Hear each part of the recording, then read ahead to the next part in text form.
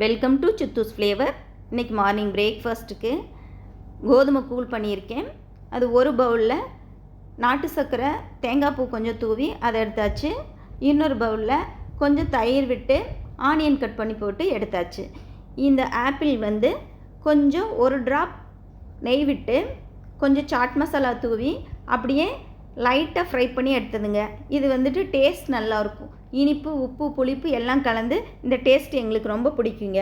இது போச்டு எக்கு என் பையனுக்காக சமைச்சது.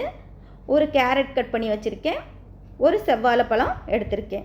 போச்டு எக்கு பாருங்கள், இந்த மாதிரி வாட்டர் நல்லா பாயில் பண்ணி அதில் அப்படியே முட்டை விட்டு அதை எடுத்துருக்குங்க. இது போச்டு எக்கு.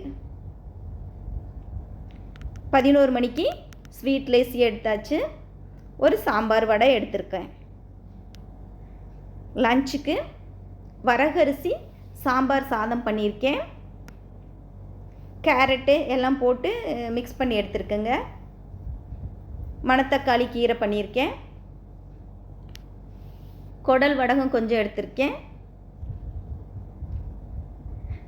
சுண்டல் வேக வச்சு தாளித்து எடுத்திருக்கேன்.